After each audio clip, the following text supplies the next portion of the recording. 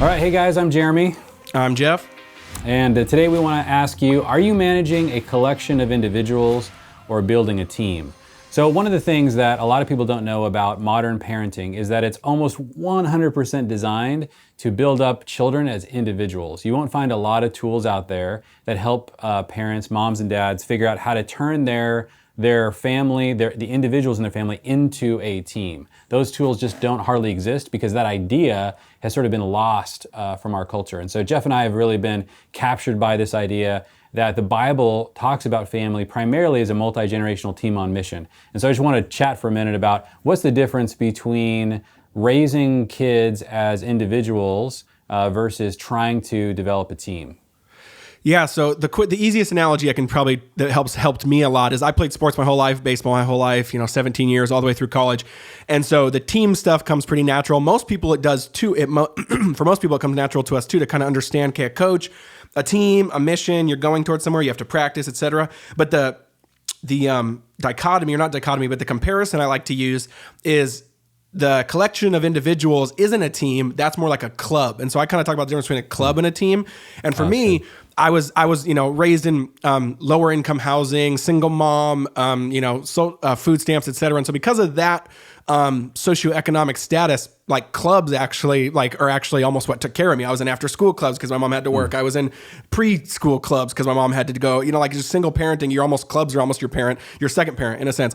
And so I was in all these after school clubs and things and activities when I was younger.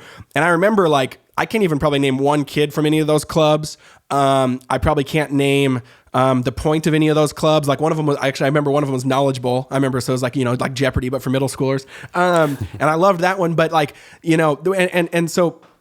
but the biggest thing there is though, a club is just more of a home or a house for, like you said, a collection of individuals. When a team is more about one entity, one organism. And the best way I say it is, or I think to understand it is, a club is about shared interest. And then a team is about shared mission and shared interest, like a book reading club, you all show up because you're reading a book, but it's just an interest, right? So once the interest goes away, there's nothing that's strong enough to bind that DNA together.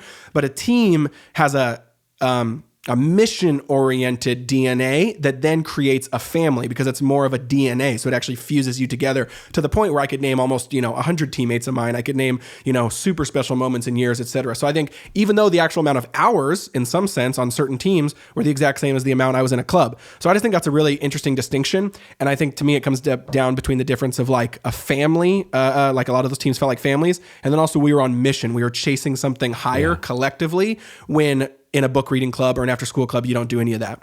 Yeah, so every team has like a really clear goal, right? And that's what makes it, that's why we love our kids to join teams. It's like, and there's all kinds of different rules for teams. Nobody worries on a team if somebody is a quarterback and somebody else is the running back and somebody else is a wide receiver. You don't say, well, that's not equal, that's not fair. On a team, you want diversity. You want people to play different roles because what unifies them is the mission, like you're describing. It isn't your individual interest. But the way that we raise kids today, and because families lack mission, the only tools left that even make sense are tools that help build up our kids only as individuals. And so there's a constant fight in the family for resources, a constant comparison about fairness, because you're not actually leading your kids to collectively try as a team to accomplish an amazing goal. And that culture, creating a family team culture, is completely different. And there's almost nothing more powerful than a family team. If you think about some of the greatest things that are ever achieved in human history, a lot of them were by multi-generational teams that were working collectively together for good or for ill.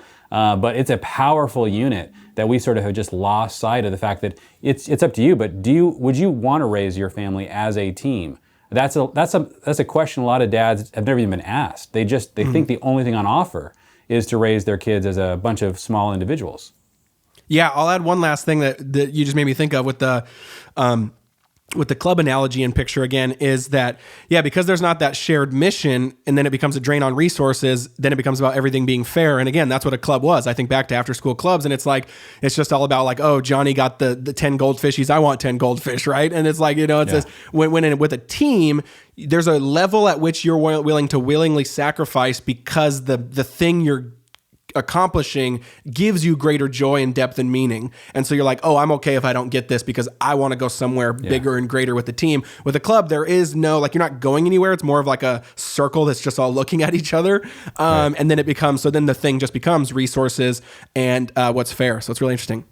Yeah, so really think about what kind of family do you want to create, and if you want to design your family to be a team, be aware that you're going to have to sort of bring online a whole new set of tools, ones that are much more analogous to what happens on sports teams than what happens in clubs.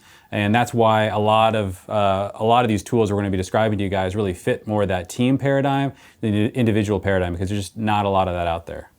What's up, guys? Thanks for watching another daily episode of 5-Minute Fatherhood. Couple quick announcements. Did you know we have a free Facebook group for dads out there who watch these videos, where we talk about these videos and the content? We do lives, we do Q&As, we encourage one another. Link down in the description. We'd love if you request to join and be a part of the community. It's awesome, it's free, and we can't wait to meet you. Secondly, boom, you hit this button right here. Right there. Did it work? I don't know if I timed it well. But you can hit the subscribe button so you can actually see these daily videos when they actually come out and get them straight to your inbox. It would mean a lot to us if you hit the subscribe button. Let us know if you do, because we do random giveaways for those who are subscribers, and they let us know. We love you guys, and we'll see you tomorrow.